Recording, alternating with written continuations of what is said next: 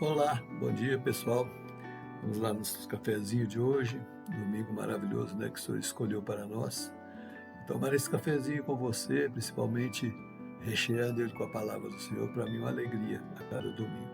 E que a palavra do Senhor possa inundar o seu ser, que você possa estar a cada dia buscando servir ao Senhor para a glória dele. Um tempo atrás eu assisti um filme que se passava em uma cordilheira, né, gelada. Não me recordo mais o nome do filme, mas me recordo que num determinado momento do filme, uma pedra de gelo se desloca e passa a rolar pelaquela cordilheira. E à medida que ela ia rolando, o gelo ia grudando nela, aumentando o seu tamanho.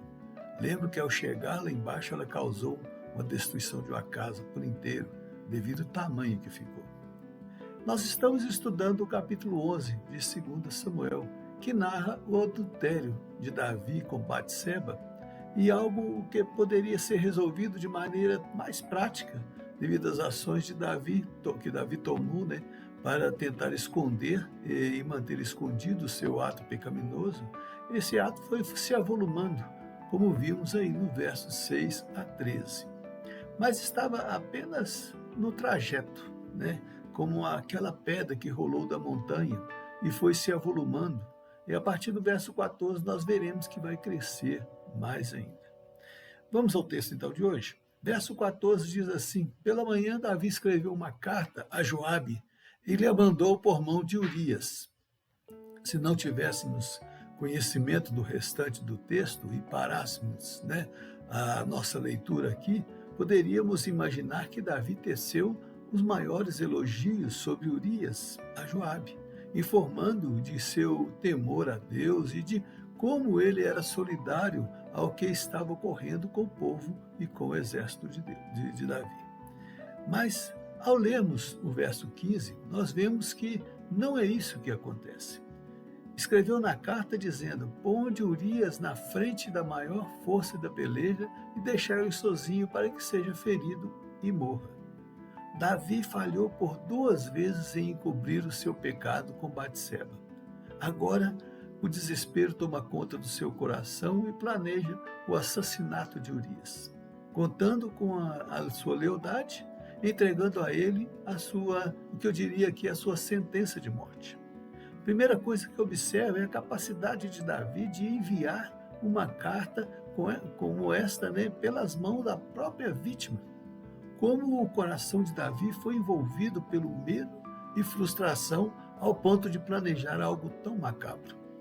Traçando um paralelo aqui, não que Urias seja igual a Jesus, mas a cruz levada por Jesus para seus algozes ali, para aqueles que estavam tentando matá-lo, era uma sentença de morte a ser cumprida.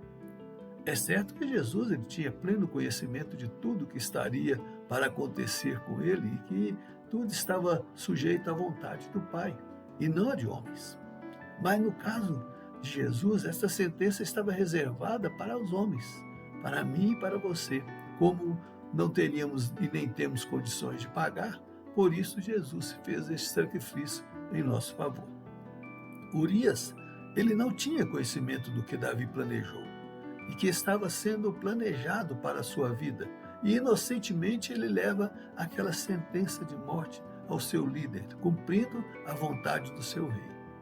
Até que ponto um coração corrupto pode ir para alcançar os seus objetivos?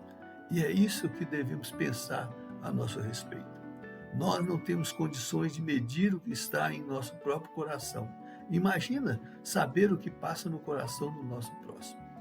De acordo com a lei de Deus registrada lá em Levítico, no versículo 24, no capítulo 14, verso 17, capítulo 24, verso 17, desculpem, que diz: quem matar alguém será morto.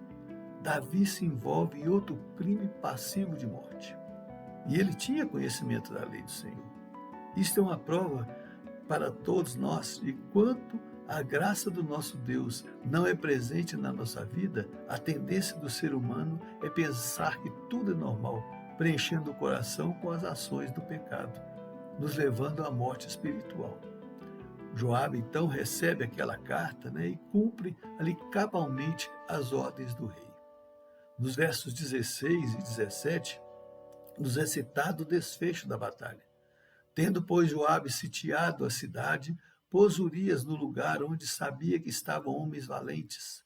Saindo os homens da cidade e pelejando com Joabe, caíram alguns do povo, dos servos de Davi, e morreu também Urias, o heteu. O resultado da avalanche que tínhamos citado no início acontece. A morte de Urias, a destruição de uma casa, um coração corrupto, às vezes se vangloriando por ter alcançado o resultado. Certamente para o coração pecaminoso de Davi, isso aconteceu. Ele cobriria as suas ações pecaminosas e poderia agora ficar tranquilo. Dos versos 18 a 24, Joabe envia um mensageiro a Davi para dar um relatório a respeito da guerra, com algumas recomendações, pois o rei poderia ficar enfurecido por causa das ações deles, possivelmente até o culpar de não ter planejado bem as ações contra o inimigo. Por isso ele fala ao mensageiro que não poderia deixar de dizer que Urias havia morrido. No texto aí nós não vemos citado que Joabe tinha conhecimento do motivo que o rei queria a morte de Urias, mas como bom estrategista eu creio que seria uma boa informação para livrá-lo de questionamentos por parte do rei. E o fato ocorre como Joabe planejou. Observe a resposta de Davi no verso 25. Disse Davi ao mensageiro: assim dirás a Joabe, não pareça isso mal aos seus olhos, pois a espada devora tanto este como aquele.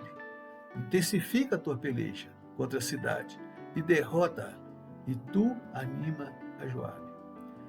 Diga a Joabe que o mais importante é que a minha ordem foi cumprida com êxito. Davi não se importa com outras pessoas que morreram naquela batalha, relatada nos versos por Joabe.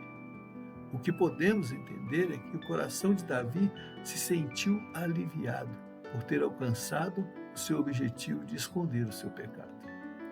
MacArthur comenta esta atitude de Davi da seguinte forma: Davi, de forma hipócrita, expressou indiferença por aqueles que haviam morrido e consolou Joabe, autorizando-o a prosseguir no ataque contra Rabá. Um hipócrita e viu o seu coração sendo aliviado pelo peso do pecado. O capítulo 11 ele encerra nos afirmando que Batseba, ao saber da notícia da morte do seu esposo, ela cumpre o seu luto conforme recomenda a lei do Senhor. Mas vemos que Davi resolve tomar Batseba como esposa e cuidar do seu filho. Aos olhos das pessoas que não sabiam do que ocorreu, poderiam pensar: que rei maravilhoso, né? Se preocupa com a família dos seus servos. Agora ele vai cuidar deles em amor do seu servo que morreu na batalha. Mas, na verdade, Davi estava apenas tentando ocultar ainda mais o seu erro, para que ela, posteriormente, não viesse a declarar isto perante o povo, pois agora ela estava para conceber um filho, e o filho de Davi. E outro fato é que ela também era bonita, né? E Davi já tinha várias mulheres, que nós já citamos aí anteriormente, e agora mais uma mulher, né? Tendo tudo isso ocorrido justamente pela cobiça do coração de Davi. Mas não posso deixar de citar aqui como encerra o capítulo. Diz assim: porém isto que Davi fizera foi mal aos olhos do Senhor. Estas ações de Davi não agradaram ao Senhor, e veremos posteriormente o desfecho dessa história. Gostaria de deixar algo aqui para a nossa reflexão nesta manhã. Cuidado com as avalanches que podem ocorrer na sua vida. Às vezes, um pequeno ato que aos nossos olhos parece assim insignificante, ele pode se tornar algo incontrolável nas nossas vidas. Pense bem antes de tomar qualquer atitude. Às vezes, também, as nossas ações elas podem ser ocultas aos olhos humanos, mas nada está oculto aos olhos de Deus, porque Ele sonda os nossos corações. E ainda uma palavra não chegou à nossa língua, Ele já conhece toda, como registra os Salmos. Que Deus nos abençoe, que nós possamos estar sempre prontos a ser verdadeiros perante o Senhor. Amém? Vou deixar aqui esse domingo maravilhoso para você, tomando o nosso cafezinho, e até semana que vem, se Deus assim nos permitir. Tchau, pessoal.